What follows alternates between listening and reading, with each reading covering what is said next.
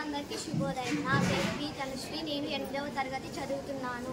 ఈరోజు జనవరి 3న అనగా జాతీయ మహిళా ఉపాధ్యాయురాల దినోత్సవం సందర్భంగా ఈరోజు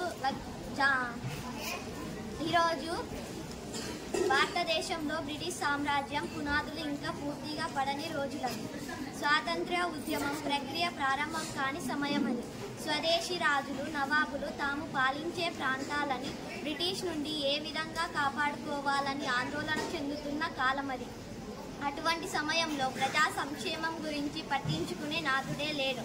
ఇటువంటి పరిస్థితిలో మహారాష్ట్రానికే కాదు యావత్ భారతదేశంలోని మహిళా లోకానికి దిశానిర్దేశం చేసి గొప్ప సామాజిక విప్లవకారినిగా పేరు పొందిన సావిత్రిబాయి పూలే జన్మించారు. ఆమె మహారాష్ట్రంలోని సతారా జిల్లాలోని కండాలా తాలూకా నయాగావ్ అనే గ్రామంలో 1831 జనవరి 3న కండోజీ నవాసే పాటిల్ లక్ష్మీబాయి దంపతులకు జన్మించింది. 9 ఏళ్ల వయసులోనే మహాత్మా జ్యోతిరావుని వివాహమాడి భర్త సహకారంతో చదువుకొని తనలాగే మిగిలిన మహిళలు చదువుకుంటే సమాజంలో తరతరాలుగా నెలకొన్న సాంఘిక దురాచారాలను రూపుమాపవచ్చని భావించిన ఆమె 1848 మే 12న బహుజనుల కోసం పూణేలోని బుధవార్ పేటలోని తొలి పాఠశాల ప్రారంభించింది. తర్వాత దేశంలోని మొదటి ఉపాధ్యాయురాలిగా చరిత్రలో మొదటి స్థానం పొందింది.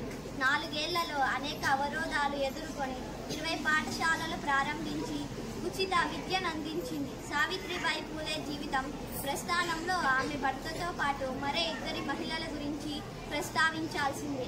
వారిలో ఒకరు ఫాతిమా బేగం షేక్ కాగా మరొకరు సుగుణాబాయి.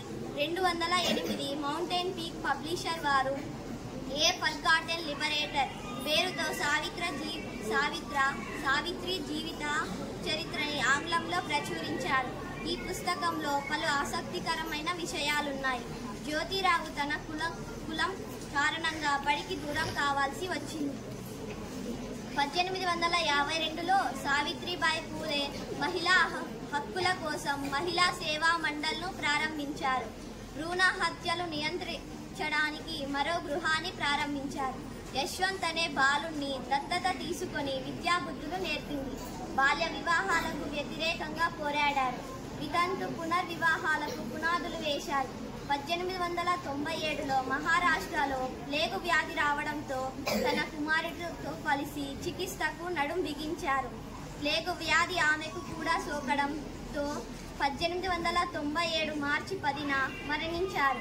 1997లో భారత ప్రభుత్వం సావిత్రిబాయి పూలే స్మారకంగా తపాలా స్టాంపు విడుదల చేసింది. భర్త స్థాపించిన సత్యశోధక్ సమాజ్ కూడా ఆమె విజయవంతంగా నిర్వహించారు. ఆమె జయంతిని ఆంధ్రప్రదేశ్ ప్రభుత్వం మహిళా ఉపాధ్యాయ దినోత్సవంగా ప్రకటించి మహిళా ఉపాధ్యాయులను ఘనంగా సత్కరించింది. ఉపాధ్యాయురాలుగా, రచయితగా, సంఘ సంస్కర్తగా ఆమె చేసిన సేవలు మరువలేనివి. సావిత్రిబాయి పూలే కుల వివక్షకు వ్యతిరేకంగా పోరాడితే ఫాతిమా కులం లేని సమాజం కోసం పరితపించారు. వారిని స్ఫూర్తిగా తీసుకొని బహుజనులు ముస్లిం ఐక్యంగా పోరాటాలు చేసి తమ హక్కులను సాధించుకోవాల్సిన అవసరం ఉంది. ఇంతటి అవకాశం ఇచ్చినందుకు ధన్యవాదాలు.